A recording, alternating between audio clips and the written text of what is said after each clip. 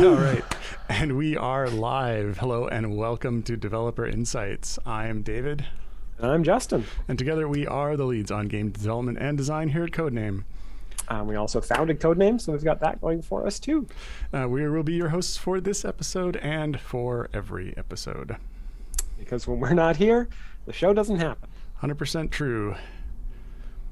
Today is our 45th episode. And since we had 2 full weeks to prep this is going to be a real zinger of an intro. Yeah, I didn't have any time to think about it until about 30 minutes ago. Oh, you not even to practice your one-man reenactment? Just in case? No, I don't even know what my one-man reenactment is going to be yet. I haven't actually read this script. So we're just reading what I wrote without any editing. Seems like it. Oh, shoot. Well, it'll have to do. Anyway, we are here to answer your development and design questions about Idle Champions. And if you don't ask any questions, however, you may have to suffer through Justin's one-man reenactment of our company team-building game jam that we did last week. Oh, that would be great. Yeah, we could all play Bushwhacker, the board game. Well, it's a one-man reenactment, so I think you'd have to play the game with yourself. I'm guaranteed to win then. Hooray! Isn't it a co-op game? As always, we pulled some questions forward from the previous show that we didn't get to, and we will answer some of those while waiting for new questions to come in, as well as I have got a list of updates on items that we had flagged to get looked at by the dev team. So without further stalling for time, let's get started with those, which are here. Nope, wrong document. There we are. All right, so we have a small list of fixes, and actually before I get started into that, we're just watching the company channel here, and we see that there is some kind of an issue in the build that just went out that is affecting, looks like DPS, and they are busy digging into that right now to figure out what that is and trying to get to the bottom of that and get a new build out quick. And so likely that is affecting the Steam build that's out right now. I'm not actually sure if Peter got that out on Epic as well, but one or both of those platforms has that issue right now, and they are looking at getting a fix in ASAP. Other than that, fixes that went out earlier in the week, we had some minor performance improvements. There was actually a long-standing issue that was causing stats to sometimes be off by a small amount, 1 or a small increment of whatever save was, and that has now been fixed. That was actually part of the issue. The fix for that caused some other issues, which was causing the hanging on the multiple resets, which people may have been experiencing overnight. So the fix for the multiple resets has gone out, which unfortunately brought with it some changes that were in progress, which is what they're looking at right now. So they are, in fact, looking at that right this moment, and with any luck, before the show is out, there'll be another patch up. That said, we've got some ongoing issues on the list here for me to keep looking at. One of them is to bug Justin about the missing node on the strong core. Justin, is that fixed yet? No. Okay, well, we'll keep it up. I want to get Havilar imps automatically spawning, and we want to save feats with formations. Now, I have a set of tagged items from the previous show that I haven't updated on here yet, and I need to run them by Peter to make sure that they get into the list. And that is it for the recently updated and ongoing fixes. So let's just dig into the leftover questions from not last week, because we were out, but the week before. All right, first question here is from Hufik. And the question is, any plans for a modifiable core in which power units can be replaced, or a custom structure?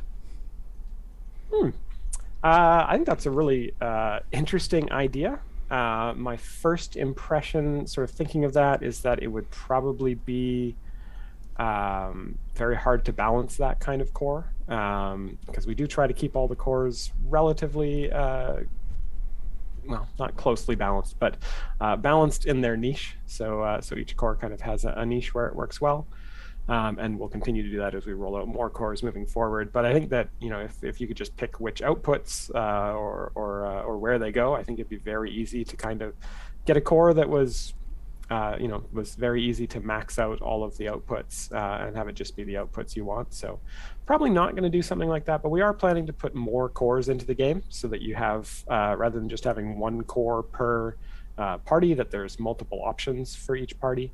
So that is something that we're looking into. The next question here is from Ghostwalker71, and they're asking about formation save. So they say when your formation is loaded by a Modron core, it skips any champions that aren't available in that party.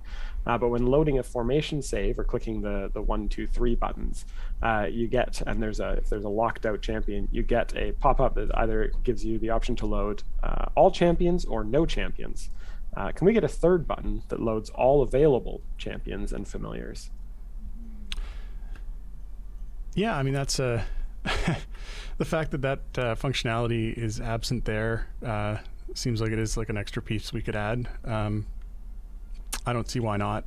I think it's just a sort of an oversight on that piece that it wasn't originally included there after we made the changes to the formation save, or to the Modron loading. So I don't see why we couldn't add that in. Cool. The next question here from Evil Emperor Zerg asks, why do updates interrupt gameplay? It's frustrating enough when the game crashes, and it's worse when I see it's an update. I can understand getting a game-breaking bug fix out quickly, but I'm trying to understand the need to interrupt gameplay. Yeah, so this is one of those things where we actually try our darndest to not interrupt gameplay with updates, and so updates actually won't update or interrupt your gameplay unless we specifically flag that this is like sort of an emergency fix and it has to cause the game client to reload.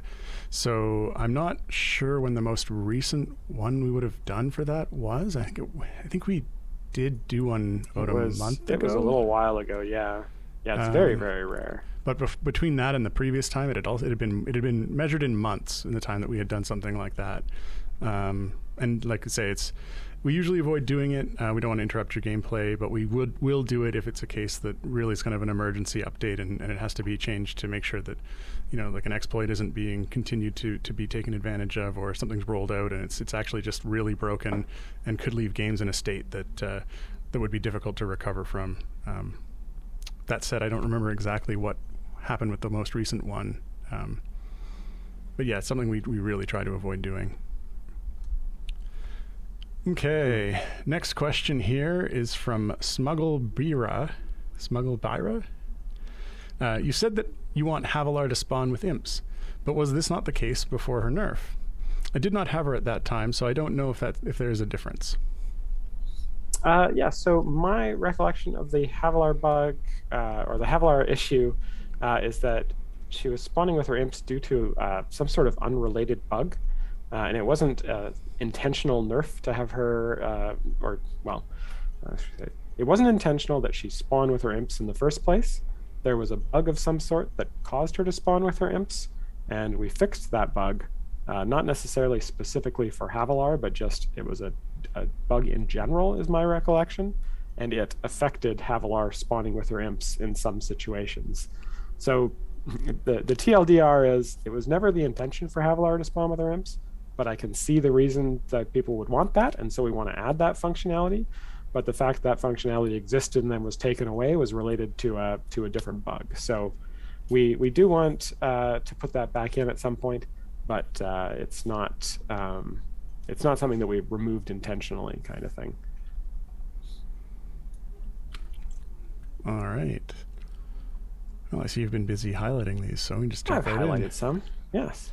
First question is today. First question from today is from Simmons, 13,579. Could we get potions of polish from packs if we are full shiny on a character, so we can give it to the characters that don't get many skins or other products? So if I guess I'm not 100% sure the specific case this question is asking for. As far as I know, when if you buy a pack that has like some guaranteed shinies for a champion and you already have full shiny on that champion, it should attempt to give you a duplicate shiny, which would give you a potion of polish. If that's not the case, then please let me know that that's happening, because that is what should be happening. It just gives you eye levels instead. Oh, I see. Duplicate shinies give you 125 item levels. Okay. Yeah, okay. Well, that's a good question. I'm going to think on that one, whether that's something we want to do. Uh, it may very well be, considering I thought it's something we were doing. So, I will consider that request. I Okay. appreciate the question. Let's see. So the next question is from Jabsis. And they ask, is anything being done to improve the process quality of releases? Currently, more bugs are being introduced than are being fixed, and it can't be good for the health of the game. Yeah, so I can't speak to the number of bugs introduced slash fixed because I don't have that data in front of me. Uh, I would hope that it was the other way around, but in relation to that, we do have a new team member who started with us a month and a half. Yeah, about a month and a half ago, I want to say. If I this time tends to fly, who is what am I trying to say? Strictly was filling the QA position. So we now have someone who's been coming up to speed and has been testing the adventures and testing new features that have been put in as developers have been completing them. And we're kind of getting up to speed on how that all works. But yes, a lot of this stuff is now run by someone whose entire job is just to check and make sure that things are working and in good working order before we push them out, which I'm hoping should be should certainly help to add to improving the overall quality of the releases. That said, I know that over the last couple of days we did introduce a few bugs as we attempted to fix some things. So I know right this moment this is not the with the DPS bug, which I can see on the monitor to my right, the chat going on about what the issue is likely to be, and it looks like they might have figured out what's going on and they may be getting a fix in very shortly. Yeah. Anyway, so yeah, that's not this very moment might not be the best time for asking about that. And that particular piece did not go past our new QA person, but having the QA person in there should definitely be helping with the quality of the releases. Yeah, right now it's mainly around new champions and adventures that they're focused on, and sort of these day-to-day bug fix, what are supposed to be bug fix releases. Are not currently going past the dedicated QA yet. Yeah. And in fairness, I have to take some responsibility for the bug that's out right now because I'm pretty sure that came from a performance fix that I put in yesterday. So yeah, that one is on me, it looks like. There's a question later on here from Garbo, which we may as well just jump down to now, which is, can you speak to what's been going on lately that's causing so many bugs to get released? Yeah, we had a little bit of a rush of them. I guess I'd have to have for some specifics on that. I know the one that went out yesterday was a fix for a long-standing issue. That was I guess what am I trying to say? So the bug that we're fixing this morning, the one that went out yesterday, was the issue where the game was pausing or stopping at handling multiple resets, and that was actually that occurred because we had put a fix in to address two save calls going out with some save instances, which was causing a race condition, causing the stats to get doubled up. Like the save would happen twice, and this was causing, depending on which call arrived first, causing one to be off by whichever save it adjusted it first. And that fix missed a case during the offline progress. So during the regular progress, everything looked like it was working well, but during offline progress, in that particular case for the multiple resets, that was a test case. We just didn't run a test on that when we were pushing it through, and it all looked good. So we thought, obviously it was not. The current bug is, it's a result of that we have some changes on those branches that because we pushed a quick fix. There was other code in there that hadn't been tested yet that went out with that quick fix, unfortunately. But beyond those two, I don't know, Justin, if there was other cases that you think Garwin might be talking or speaking to. Yeah, there was the all the stuff that kind of happened before the game jam with some black screens and boss pausing last week. Hmm. And then I think there was some other stuff with sort of boss bag pickups and freezing after bosses. I think a couple of times actually in the last couple of weeks. Yeah, that's right. There was a fairly significant change made to the loading process that, again, we tested on our local setups and didn't have any issues. And then when that got pushed out, I think there was an issue on Mac where the paths were treated differently, which we did get a fix out for fairly quickly. And then sort of the long-standing ones after that, we were digging into, but we were unable to reproduce those here, which is why we didn't get a quick fix in for those other than just having the ability to turn that feature off. That particular one came from adding in a change that was more of a significant change to how the loading worked. Yeah.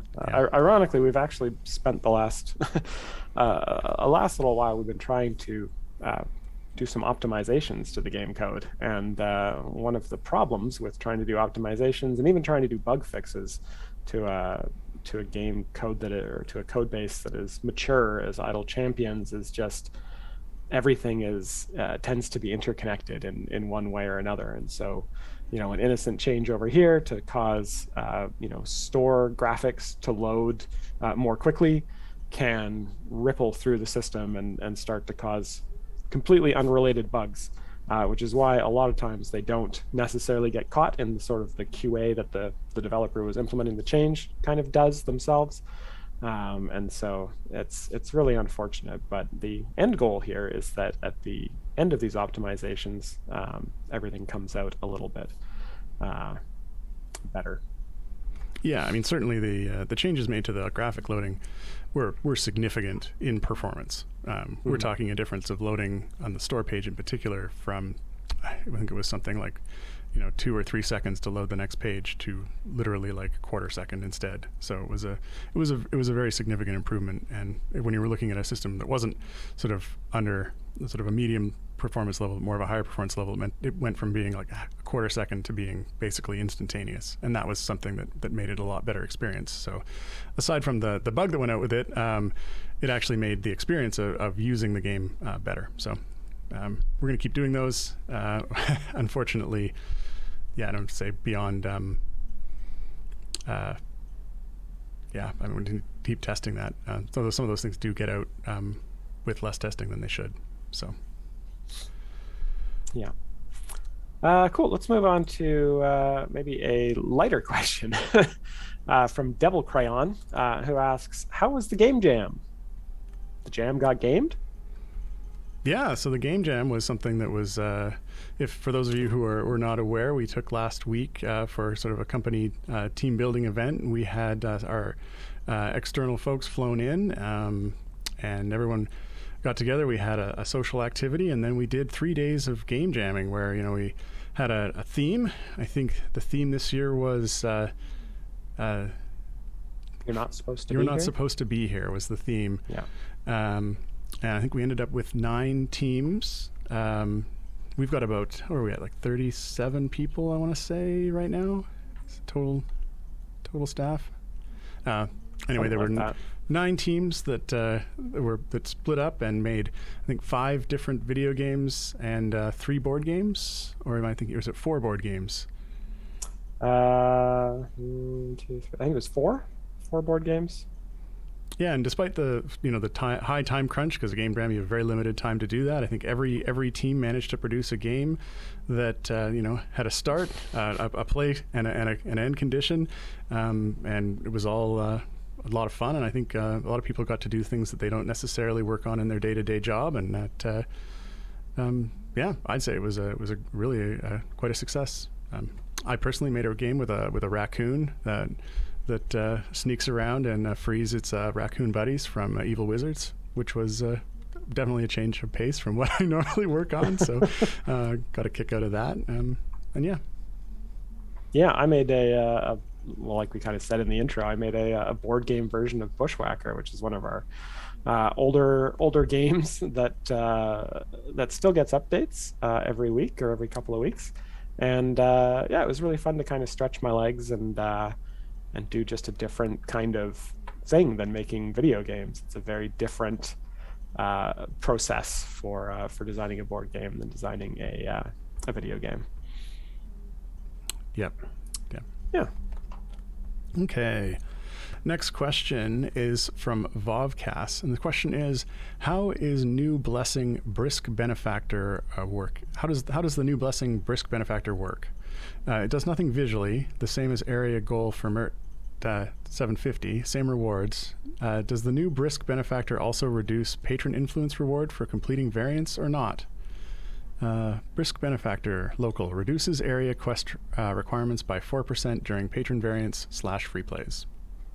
Yeah, so I would have to look and see if we've got some sort of bug there. But when that is fully maxed out, the effect of that should be, I believe there's five levels of that, 4% per level. So it should reduce the area quest requirements by 20% when you're on a patron variant or free play. So, I mean, should function similar to Sentry's effect, where instead of requiring 25 kills, or requiring 25 collections, you only have to do 20 or 20 kills or 20 collections. So that's what it should be doing. If it's not doing that, please let us know, because that would be a bug. And I'm hoping that it is working. It's just confusing about how it works. All right. Next question. This question is from Niscus. Is there an approximate ETA for the missing node and the strong core? Yeah, that one's going to happen as soon as I remember after the stream to do it. Because what happens is it gets mentioned every time we start the stream, and then by the time we get to the end of the stream, I forgot that it got mentioned at the beginning of the stream. So I'm going to highlight it in yellow, which is the color we use to notify ourselves in the future that we need to look at this question again. And hopefully, if I don't tell Peter to fix it, that Dave will do it after the stream. Definitely. We go back over this. I got a whole doc full of them. Perfect.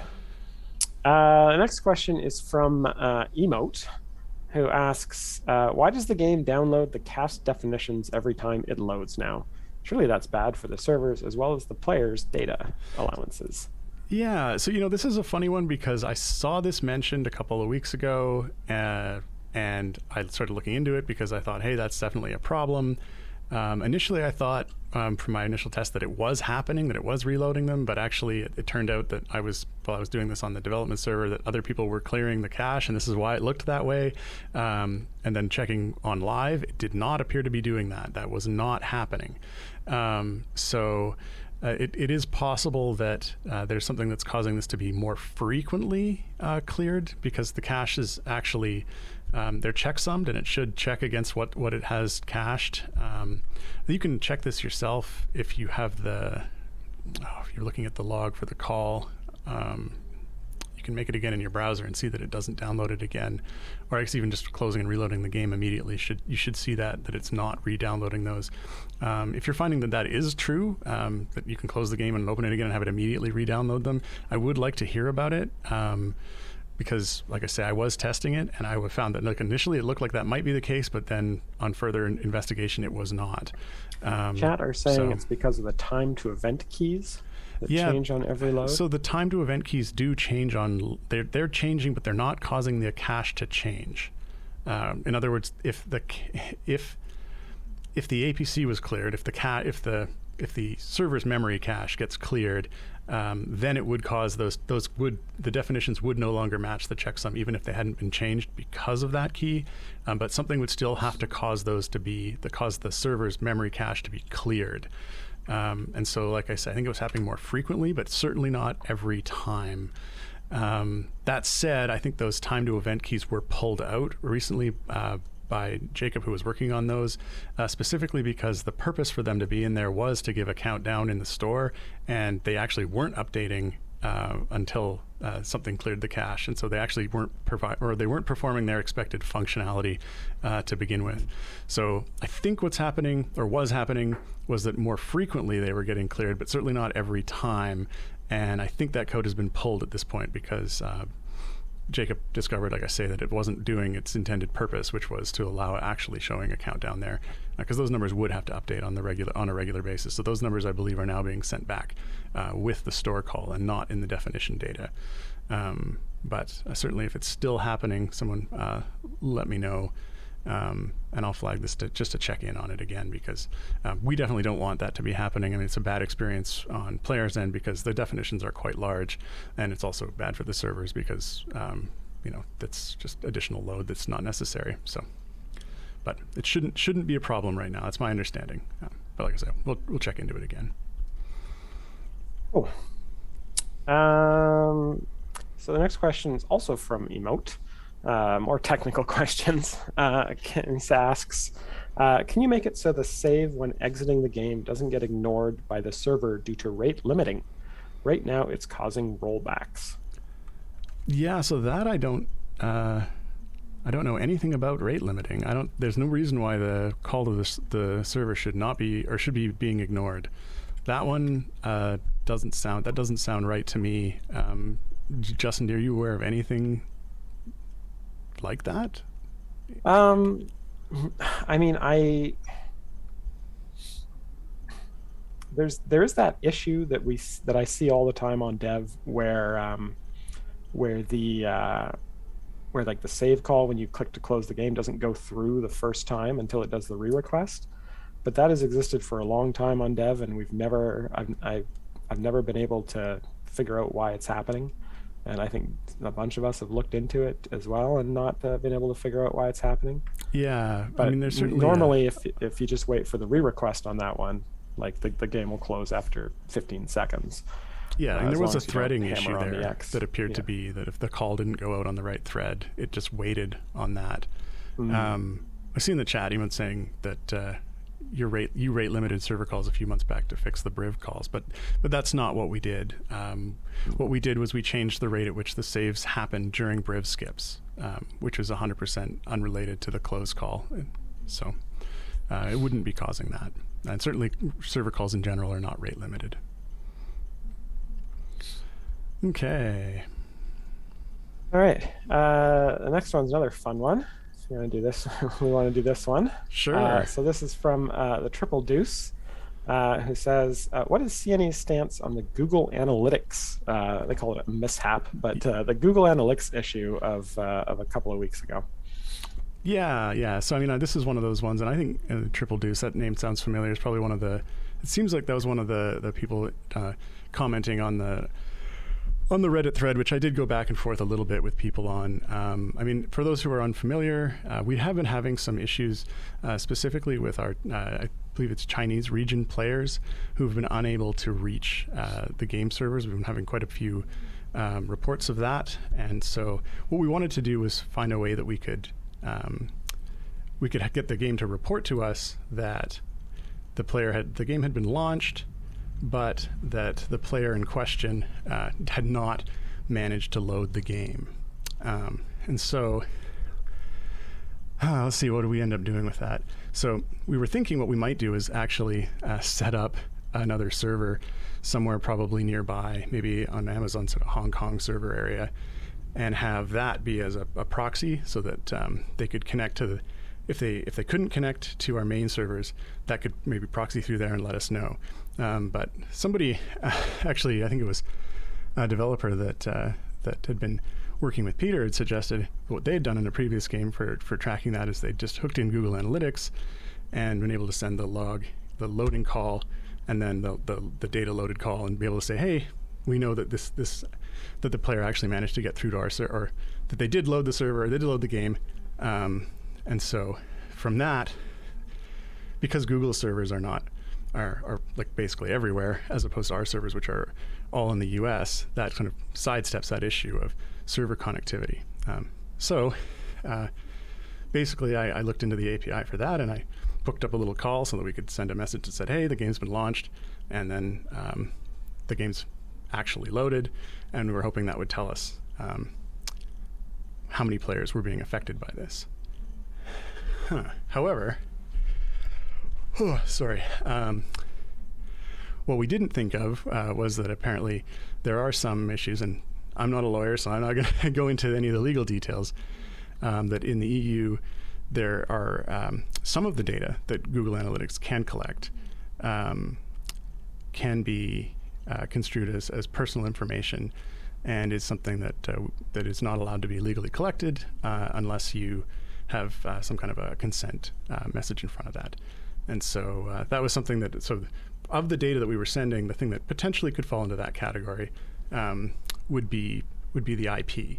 And that was something that I didn't realize at the time when I was setting up the call, that there's actually a parameter to anonymize that, because I'd never done it before. And so once I realized that was the case, I got that parameter in there. But it was too late. People had already seen the call and had already gone out with some of the IP information. And so basically we decided at that point we would just pull it out entirely, because that's not really, we don't really have to prompt people to let them know that we're pulling that data in for Google Analytics. And really the whole purpose of it was just to see if people were being able to connect or not. And we weren't sending anything back other than literally just a single flag that was game loaded, game data loaded. So we'll figure out another way to actually track the players who are in the Chinese region. But I don't know. I think yeah, I mean, I think the big thing is we weren't trying to collect any sort of, we weren't trying to do Google Analytics, which I think is what a lot of people kind of thought is like, oh, they're trying to like analyze my gameplay or something. We were literally just trying to use Google's servers to test whether or not you could connect to our server, and so that was the thing we were trying to do with that. And then obviously we figured out, or we found out, thanks to the community, that there were some issues with that in the EU. So we pulled it out pretty much as soon as we were made aware of those issues. Yeah, and I think one thing that's worth noting on that is sort of, we did a little bit of digging, and sort of internally there was some discussion around it, and it seems like, and I've seen like comments in the chat here, it's like, it's, to our understanding, the use of Google Analytics for this is not necessarily illegal. It would simply be the recording of what is considered to be personal data or personally identifiable data without consent in particular regions that would be considered to be illegal. So just seeing Google Analytics connected there, and the call that we made to the adjustment to the call, which did not include any IP information, would be, as to the best of our understanding, would be on the up and up without any issues around it. But just because we'd put that in already, or the previous one was in, and the concern around it, we decided we would just pull it entirely. But to the best of my understanding, and like I say, not a lawyer, that just using Google Analytics is not an illegal thing. It would be the request of very specific types of information being sent to it that could be a problem. So. Cool. All right. Yeah, let's move on to some other questions. All right. Next question is from Idle and Chill. Do we or will we get notice when the gem skins will leave the gem store? They take up a bit to save for. Yeah, my understanding of this is that we don't have any plans to remove gem skins from the gem store. Now, with that said, I will give the normal sort of warning that I give when we say things like that, which is that just because I said it now doesn't mean it's going to be true forever. It is very possible that we will make a decision at some point to remove some items from the gem store. All I'm saying is we don't have plans to do that right now. And if we do plan to do that in the future, then we will definitely give notice before we remove those, because we wouldn't want to just pull them out of the store without any warning. We would definitely give warning for that. Okay. Next question here is from Norvi. When choosing a specialization, sometimes there are numbers reflecting how many current party members will be impacted by each choice. Any plans to add these numbers to more specialization choices? Yes. So these can be found in a number of specialization choices. For anyone who hasn't seen them before, go level up Ashara, and you'll see it almost immediately. Yeah, we are planning to add these wherever they make sense. We sort of started out with, I think, half a dozen or so champions where we were able to kind of put them in really obviously. There are some cases where it's not quite as black and white as like, there are like with Ashara, it's like how many human champions are there in the formation? That's very easy to calculate. There's some that are similar to that, but they're kind of a step away. So it'll buff a certain ability on a champion, and that ability is affected by how many X there is in the formation, but the buff itself isn't specifically. So those ones are kind of harder to automatically kind of track in. So we have to do a little bit more thinking and kind of flag those manually. So that's why it didn't just kind of happen for everything automatically. So we will continue to go through and flag ones where it makes sense and set those up. And yeah, it'll we'll try and expand that functionality to as many specializations as we can.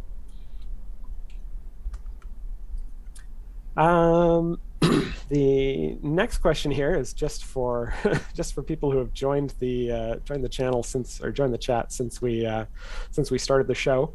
But Bookish Oddish is asking, is the huge DPS decrease happening today intentional? Yeah, and I think when this question was asked, I saw people in the chat at least answering that it was in fact not intentional. I'm just looking over here at the Champions channel just to see the internal one, just to see how they're coming along with that fix. Looks like we got a message here. 224, Peter was doing a build. 235, 451 is live on Steam and Epic. So the fix for that is out. Provided that they got the fix in, and it actually does fix it. It did get out before the end of the episode, so that's perfect.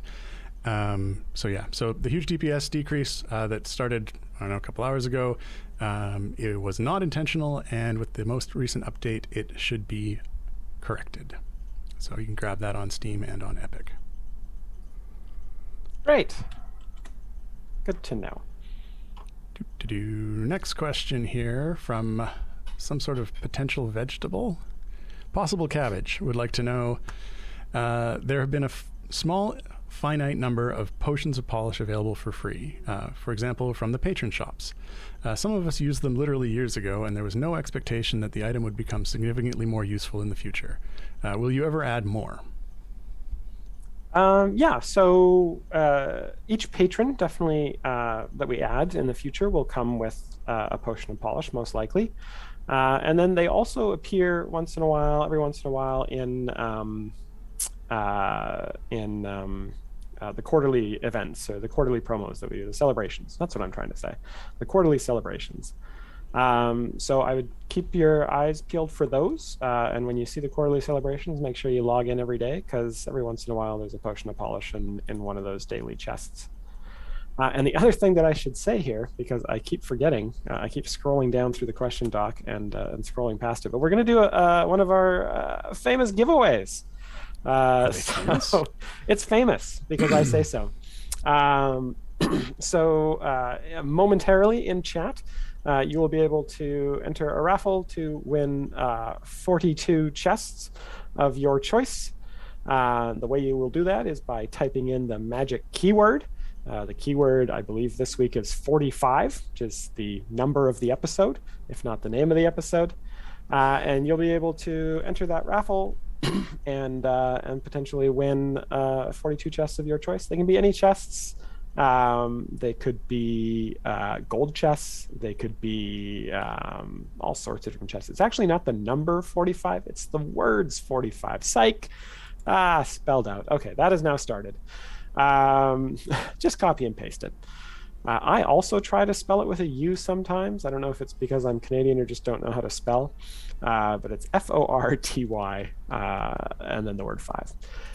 Anyway, yeah, so enter that raffle. I've now made the announcement. I can cross this off and move on with my life. Stop seeing it every time I scroll up. Okay, let's do the next question here from the Lurking Writer. It's a request. Could you please add more options to switch off things in game to make the game more stable on less powerful devices? Basically, please introduce toggleable lowest settings possible. My Steam-powered paperweight of a PC would be thankful. Yeah, that's not a bad request. I know. I think in general, in a lot of games, you've got the if you go into, for example, the graphic settings, and you can be like, I would like to auto detect. Well, instead of that, you can pick, low, medium, high, or ultra, or some other extremely high setting, which hopefully you can click if you've spent all your hard-earned cash on a 3090. There's apparently you can get them now. That aside, I think one of the main issues with Champions is that there's actually not a whole lot of things that can be turned off that have an impact on performance, because so much of the performance so much of the processing that goes into the performance on Champions is all wrapped up in the effect systems. There are a few small items that I know I've kind of had them back in mind, because performance is something that I have been looking at recently. One of them being, and someone mentioned this actually in the previous stream, and that was the text, like the pop-up damage text, especially not the one-offs, but more like when you've got 100 monsters stacked up and somebody hits them and they get just both text that is 100 pop-ups that you can't read, as well as that cost a little bit of performance for each calculation to put that there, and that actually is a bit of a hit that I think we could address, reducing that being shown there. So there are a few items like that I'd like to chop off if I can, low-hanging fruit, so to speak, that's left there. But unfortunately, there's not a whole lot. There's not a whole lot of things that can be removed that have a big impact on performance. So you go in and you turn the particles off, and you can turn the text pop-ups down or off. Might be something that we could add, but I'm not sure that it would have as significant a performance improvement as you would be looking for. But that said, I have been digging into some of some performance-related issues earlier in the week. Unfortunately, the bug that went out this morning is probably related to that. It wasn't ready for prime time, and it got pushed out because of the previous fix. So I have to apologize for that. But getting those fixes in, I know there's been a lot of code that's gone in over the last year that hasn't had a real eye on sort of superly optimizing every little piece of it, and so there's some bits there that now we can go back through and get some more performance out of. So that's certainly on my list of things to do. Yeah, we just gotta be careful with those performance things. You never know when you roll out a performance fix, then all of a sudden the champion starts spawning upside down, or yeah. Didn't we do one at one point where the birds were flying upside down, like way back? Like it was one of the very first bugs in the game, if I recall, after release, is like the distraction birds were flying upside down. Yeah. Crazy stuff. Yeah, I don't remember how that happened, but I do remember they were upside down. I'm gonna say it was an performance optimization. Yeah. They're actually more aerodynamic if they're upside down. And definitely the changes that went out earlier today were not intended to have gone out so quickly. It was just related to the other bug fix, because they certainly hadn't had enough time to be looked at properly. All right, next question. This one is from Vega Dark 541. The question is, I bought the Ashara starter pack pre-dismantle, and now that I've dismantled, the option to buy that again is not available. Can that be re-added, or at least added to the wild offer pool? So the answer is DLC that you've purchased on a platform, we actually can't go and flag that as unpurchased. I think it would be pretty bad. I think everyone would probably agree it would be pretty bad if games could go and say, no, you haven't purchased this for something that you've spent money on. So that's not an option, and we wouldn't be able to make that available to purchase again. With that said, I believe GE's feats, etc., they are not set up to kind of look for wild offers. They're not set up to look and see if you've got the DLC to see if it can put it in the wild offer. Rather, they just look to see if you have the item to put it in the wild offer. So if they're Ashara GEs or Ashara feats that got dismantled, then those should start to show up again in the wild offer pool, as far as I could tell in my brief sort of looking at that as when we were doing dismantle. So they should show up there. Okay. Do you want to read this one, or should I? I can read it if you want. Go for we it. can both. I don't know if I got an answer for it, but we can go for it. It's a question from Gab454. And they say, "Hi, Justin and David. Since Bud is normally the best way to compare the power of different teams, could you add a way to view the top 3, or any number, of Buds from the current adventure? If possible, it would also be useful to know what was in the formation, and even better if it allows you to switch to that formation." So I'm assuming they're not looking for just show me the best formation you can possibly make in this adventure, but rather show me the best Bud that I got in this adventure myself. I think that's what they're asking for, because that seems to be the most useful thing of that bunch. But it does kind of remind me of the formation builder that we at one point were planning on doing and have talked about on this show in the past as well, where you could actually share formations from other people and be able to see what they've done and maybe what Bud they were able to get from it. But this sort of idea of being able to kind of have the game, I guess, automatically cache or store or remember the sort of highest Bud you've gotten on an adventure is interesting. Yeah, unless the question was really to see what other people had gotten as well, but it is a top 3 or any number of Buds from the current adventure. It's possible. Show what the formation was. Yeah, I mean, it's definitely the kind of information that I can see people wanting to have. It feels a little bit implementation-wise kind of tricky exactly how that would be displayed, so that it was clear what formation was doing what. But yeah, I mean, I definitely understand the desire to have that data. That would be very useful to know. I think maybe the low-hanging fruit there would just be something that just shows the highest Bud you've ever hit in that adventure, in addition to sort of your current Bud. So you can be like, hey, at least you know that you've gotten up that high. You should be able to do it again, as opposed to like having no idea how high you've gotten before on that adventure.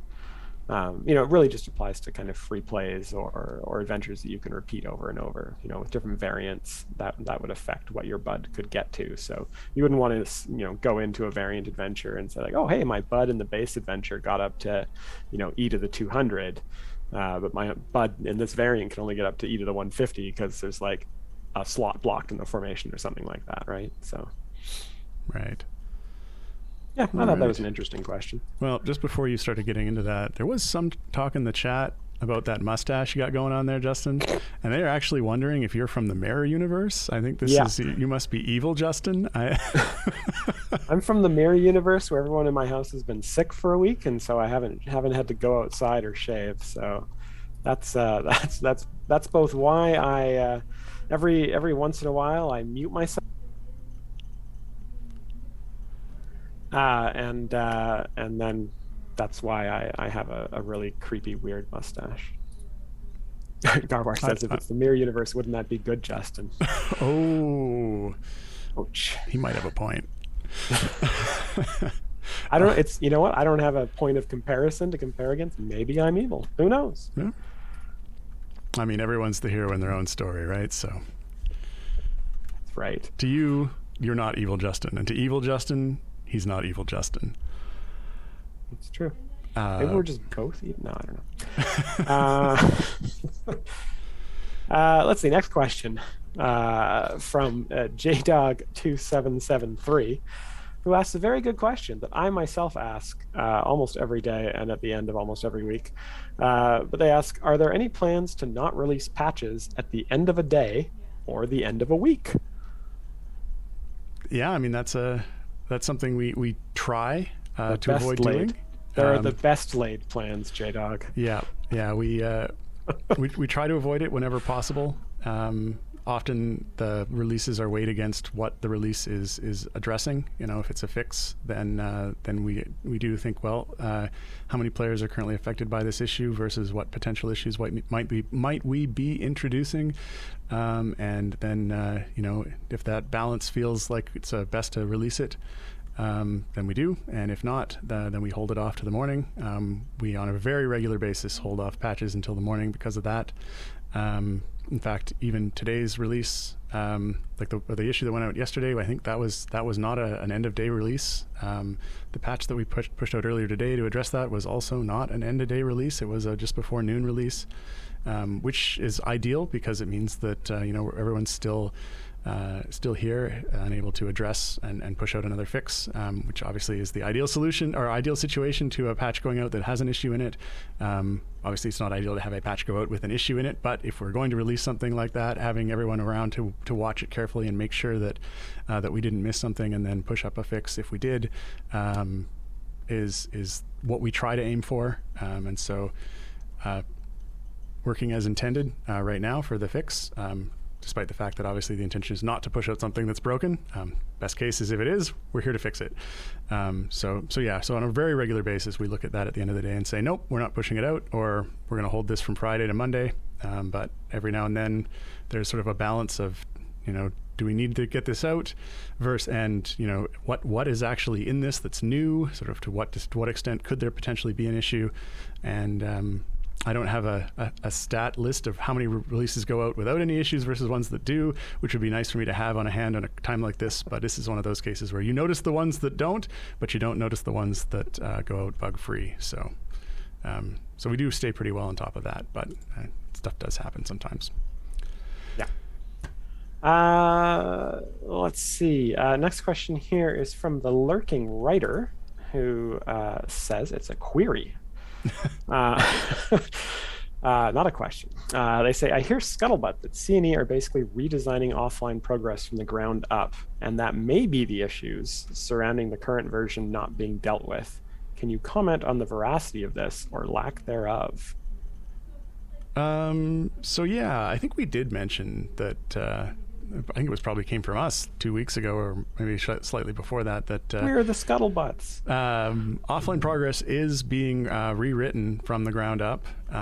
This is something that obviously, if you've been with us for a while, you know that there's been problems with it just in general from the get-go, and we've been looking through that system, and it's been a system that's sort of been a long evolving system that has had pieces built on top of other pieces that are built on top of other pieces, and it actually got to the point where it's a very difficult system to kind of get your head wrapped around and understand how all of it worked, as well as I know there were systems in there that we had originally used in some earlier offline progress calculations that were then no longer used. They were updated, but because of sort of the way things iteratively were done, that was left there, on a temporary basis, or should have been a temporary basis, but then never removed. And so it ended up growing into quite a system that has been difficult to understand, and knowing sort of now where we're at with what requirements have been on the system, just starting again, knowing knowing all of what the system needed to do is going to let us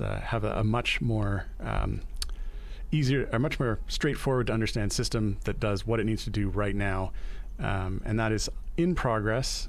Mark's been hard at work on that for probably about 6 weeks to 2 months, actually. A little while, yeah. And he has a working system where offline progress is occurring in the test bed, but it is not handling all of the offline progress for various champion abilities, which is something that is getting worked on next.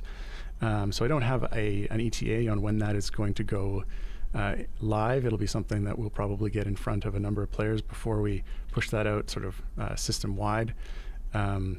But it is something we're working on, and our hope is that will really address a lot of the issues that we have been unable to tackle in the existing system.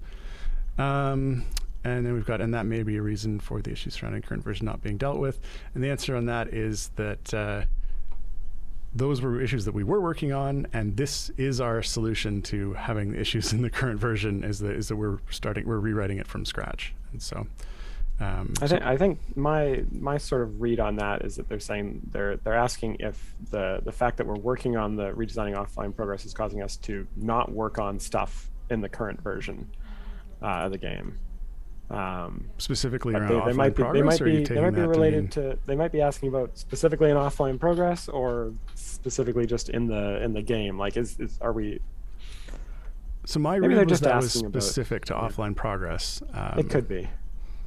I guess the point that I want to make is the fact that we've got a developer on redesigning offline progress. It's not impacting. It's not the reason that we're seeing a few more bugs in the recent weeks or anything like that. The guy working on offline progress is completely separate from that, and that's not impacting the resources that are going towards just the base game as is.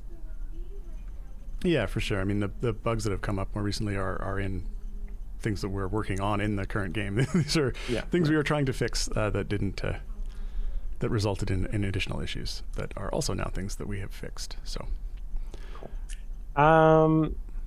So this next one here is from VegaDark541, and I'll read it out to you, Dave, and then I'll ask if VegaDark can maybe clarify specifically what this bug is, because I do not know this one.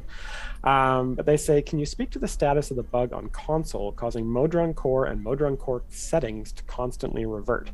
I reported this over a year ago and it's still happening. It is discouraging to see such a serious bug go ignored for so long, and it makes us console players feel like second-class citizens when stuff like this is ignored for so long. So I do believe this was an issue on console, and I do believe it was over a year ago when we looked into it. I believe it was that they weren't saving for some reason, but it was my understanding that had been fixed, which is why it's not something that we've been looking into at all. Like, this is not something I've heard mentioned in at least that amount of time. Yeah, I haven't heard this issue in ages. So it was my understanding that it was a save issue, that it wasn't saving correctly, and it was also my understanding that it had been corrected. So if you've got reproduction steps on this, I will get them along to Peter. I know Peter was one who worked directly on that. But yeah, my apologies, but my understanding was that this was corrected. I see VegaDark saying that they took a video of the bug and posted a link to the bug in the console bugs channel a while back.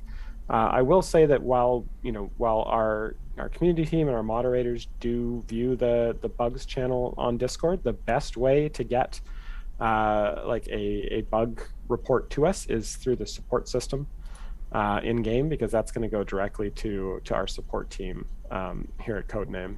And while we do monitor those Discord channels from time to time, they're not the most reliable way to get bug reports to us. I would definitely stick that into a ticket and send that over, and we can see if we can track that down. Yeah, because like I say, I was definitely operating under the impression that one was tackled and fixed. Yeah, a while back. That definitely sounds like something we would not intentionally leave broken. Okay, well, I think we are just about out of time. Oh no.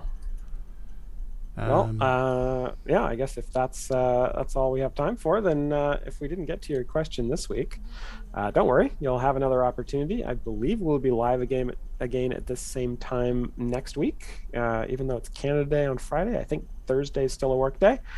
Before we sign off, though, we'd like to thank our tireless mods. This week it was Jay and Martin. Thank you, Jay and Martin.